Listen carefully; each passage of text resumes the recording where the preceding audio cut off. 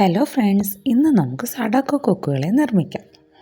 Sadako Sasaki എന്നത് ഒരു പെൺകുട്ടിയുടെ പേരാണ്. 1945 ഹിരോഷിമയിൽ ലിറ്റിൽ ബോയ് എന്ന ആറ്റം ബോംബ് വർഷിച്ചു. അന്ന് സഡാക്കോ സസാക്കിക്ക് 2 വയസ്സായിരുന്നു. അവൾക്ക് പ്രത്യക്ഷത്തിൽ പരിക്കുകൾ ഒന്നും ഉണ്ടായിരുന്നില്ല. പക്ഷേ 10 വർഷങ്ങൾക്ക് ശേഷം സ്കൂളിൽ കളിച്ചുകൊണ്ടായിരുന്ന അവൾ തലകറങ്ങി വീഴുകയും ഹോസ്പിറ്റലിലാവുകയും ചെയ്തു. അപ്പോഴാണ് അവൾക്ക് അർബുദം ബാധിച്ചിരുന്നു എന്ന് അറിയുന്നത്. ഇങ്ങനെയിരിക്കെ അവളുടെ ഒരു സുഹൃത്ത് അവളെ ഹോസ്പിറ്റലിൽ സന്ദർശിക്കാനെത്തുകയും സഡാക്കോ കൊക്കുകളെക്കുറിച്ച് പറയുകയും ചെയ്തു. 1000 കൊക്കുകളെ നിർമ്മിച്ചാൽ നമ്മുടെ ഒരു വിഷ് സാധിക്കുമെന്നും അവളോട് പറയുകയുണ്ടായി. ജപ്പാൻകാരുടെ പവിത്രമായ പക്ഷിയാണ് കൊക്കുകൾ. അവൾ കിട്ടുന്ന പേപ്പറുകളൊക്കെ ഉപയോഗിച്ച് കൊക്കുകളെ നിർമ്മിക്കാൻ തുടങ്ങി. പക്ഷേ 644 കൊക്കുകളെ അവൾക്ക് നിർമ്മിക്കാൻ കഴിഞ്ഞുള്ളൂ. 1955 ഒക്ടോബർ 25 അവൾ മരണമടഞ്ഞു. ഇനി നമുക്ക് കൊക്കുകളെ നിർമ്മിക്കാം. ആദ്യം ഞാനിവിടെ ഒരു A4 പേപ്പറാണ് എടുത്തിട്ടുള്ളത്. നിങ്ങൾക്ക് വേണമെങ്കിൽ ഇഷ്ടമുള്ള പേപ്പർ എടുക്കാം കേട്ടോ. ഞാനിവിടെ ഒരു A4 പേപ്പർ എടുത്ത് അതിനെ സ്ക്വയർ പീസാക്കാൻ പോവുകയാണ്.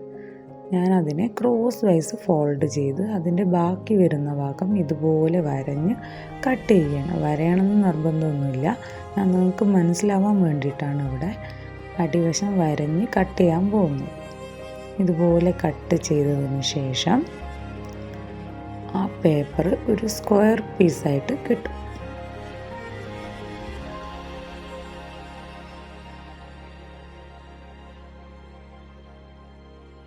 ഇനി നമ്മൾ ഈ പേപ്പറിനെ നമ്മൾ ആദ്യം കട്ട് ചെയ്ത ഭാഗം ഉണ്ടല്ലോ, അതൊന്നുകൂടെ ഫോൾഡ് ചെയ്ത് ഞാനത് നന്നായിട്ട് പ്രസ് ചെയ്യാൻ പോവുകയാണ്.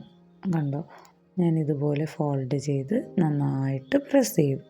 ഇനി നമ്മളിപ്പോൾ ഫോൾഡ് ചെയ്തതിൻ്റെ ഓപ്പോസിറ്റ് ഭാഗം ഉണ്ടല്ലോ, അതും ഇതേപോലെ ക്രോസ് വൈസ് തന്നെ ഫോൾഡ് ചെയ്ത് നന്നായിട്ട് പ്രസ് ചെയ്യണം. എൻ്റെ കൂടെ വേറൊരാൾ കൂടെ ചെയ്യുന്നുണ്ട് കേട്ടോ ക്രാഫ്റ്റ്. എൻ്റെ മോളാണ്. അവൾ ഞാൻ എന്ത് ചെയ്യുന്നുണ്ടെങ്കിലും എൻ്റെ പിന്നാലെ കൂടും. അവളും അതിൻ്റെ ഇടയിലൂടെ കൊക്കിനെ ഉണ്ടാക്കുന്നുണ്ട്. ഇനി ആ പേപ്പർ നിവർത്തി അതിൻ്റെ സെൻറ്റർ വശം ഇതേപോലെ ഫോൾഡ് ചെയ്ത് പ്രസ് ചെയ്യാം. അപ്പോൾ സെൻറ്ററിലും ഒരു ലൈന് നമുക്ക് കിട്ടും. ഇപ്പോൾ നമ്മൾ ഫോൾഡ് ചെയ്യുന്ന എല്ലാ ലൈൻസും നമ്മൾ നന്നായിട്ട് കൈ ഉപയോഗിച്ച് പ്രസ് ചെയ്ത് വിടണം കേട്ടോ. എങ്കിൽ നമുക്ക് ചെയ്യുന്നതൊക്കെ പെട്ടെന്ന് എളുപ്പത്തിൽ പേപ്പറുകൾ മറിക്കാനൊക്കെ പറ്റും. ഇനി ഇതിനെ നേരെ തിരിച്ച് വെച്ച് പേപ്പറിനെ നേരെ തിരിച്ച് വെച്ച് അതിൻ്റെ സെൻറ്റർ വശം ഒന്നുകൂടെ ഫോൾഡ് ചെയ്ത് നന്നായിട്ട് പ്രസ് ചെയ്ത് വിടാം. ഇതുപോലെ പ്രസ് ചെയ്ത് വിടാം.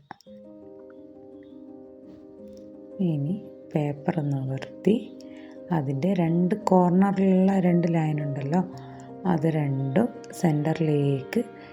സെൻറ്റർ ലൈനിലേക്ക് കൊണ്ടുവരും. കണ്ടോ, അപ്പോൾ നമുക്ക് ചെറിയൊരു സ്ക്വയർ പീസ് കിട്ടും. ഇതുപോലെ ഫോൾഡ് ചെയ്ത് സെൻറ്ററിലേക്ക് കൊണ്ടുവരും.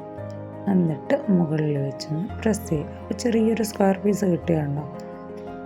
ഇനി ഇതിൽ നമുക്ക് 2 വശമുണ്ട്. മുകളിൽ ഫോൾഡ് ചെയ്തൊരു ഭാഗവും താഴെ ഓപ്പൺ ചെയ്തൊരു ഭാഗവും. കണ്ടോളെ, അത് മുകളിൽ ഫോൾഡ് ചെയ്യാത്ത ഭാഗമാണത്. ഫോൾഡ് ചെയ്ത ഭാഗം നമുക്ക് ഓപ്പൺ ചെയ്യാൻ പറ്റില്ല. മുകളിൽ മാത്രമേ ഇതുപോലെ പേജ് മറിക്കാൻ പറ്റൂ. അത് നമ്മൾ ഈ വിമാനമൊക്കെ ഉണ്ടാക്കില്ല, അതുപോലെ ഫോൾഡ് ചെയ്തെടുക്കാം. അതുപോലെ 2 വശവും നമ്മൾ ഫോൾഡ് ചെയ്തെടുക്കണം. ഇതിൻ്റെ അപ്പുറത്തെ ഭാഗവും നമ്മൾ ഇതേപോലെ ഫോൾഡ് ചെയ്തെടുക്കാം കേട്ടോ.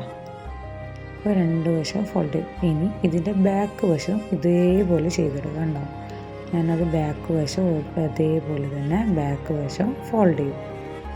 അപ്പോൾ നമുക്ക് താഴെ ഒരു ട്രയാങ്കിൾ കിട്ടുകയുണ്ടാവും. ആ ട്രയാങ്കിൾ നമ്മൾ മുകളിലേക്ക് മടക്കി അത് നന്നായി പ്രസ് ചെയ്ത് അതൊക്കെ ഓപ്പൺ ചെയ്യുക.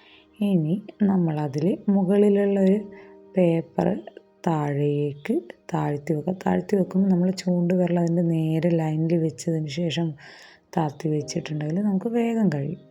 എന്നിട്ട് സൈഡിലുള്ള പേപ്പേഴ്സൊക്കെ ഉള്ളിലേക്ക് ഫോൾഡ് ചെയ്തെടുക്കുക. ഉള്ളിലേക്ക് ഫോൾഡ് ചെയ്തെടുത്തതിന് ശേഷം നന്നായിട്ട് പ്രസ് ചെയ്യാം.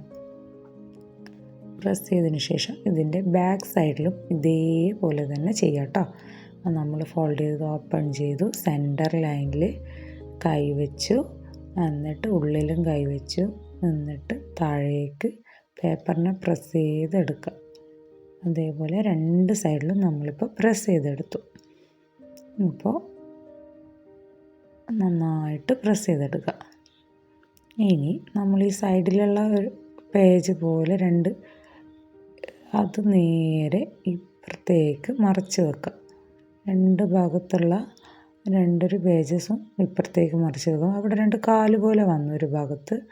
ഇനി ഞാനിപ്പോൾ മടക്കുന്നത് അത് കൊക്കിൻ്റെ ചിറകാണ്. അതിനെ മുകളിലേക്ക് വീഡിയോയിൽ കാണുന്നത് പോലെ ഫോൾഡ് ചെയ്ത് വെക്കുക.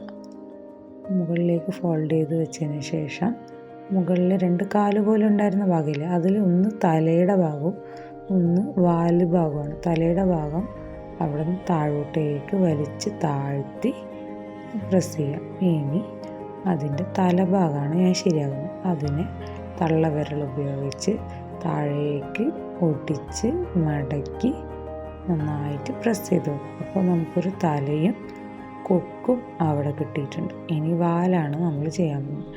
വാല് ചെയ്യുമ്പോൾ തല ചെയ്തതുപോലെ താഴേക്ക് വലിച്ചൊന്ന് പ്രസ് ചെയ്ത് വെക്കുക. ഇനിയുള്ളത് ചിറകാണ്. ചിറകിനെ നമ്മൾ നേരത്തെ മുകളിലേക്ക് മടക്കി വെച്ചിട്ടുണ്ടായിരുന്നു. ആ മടക്കി വെച്ച ചിറകിനെ ഒന്ന് താഴേക്ക് കൂടെ ഒടിച്ച് വെക്കുക. അപ്പോൾ ചിറക് നല്ല സ്ട്രെയിറ്റായിട്ട് അവിടെ നിന്നോളും. രണ്ട് ചിറകും അതേപോലെ ഒന്ന് ഫോൾഡ് ചെയ്ത് നേരെ വെക്കുക.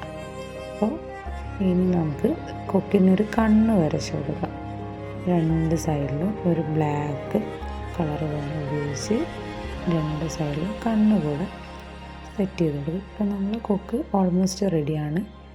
ഇനി ഇതുപോലെ ചിറക് നമ്മളെ കൊക്ക് ഇവിടെ റെഡി ആയിട്ടുണ്ട് കേട്ടോ. എല്ലാവർക്കും ഇഷ്ടപ്പെട്ടോ?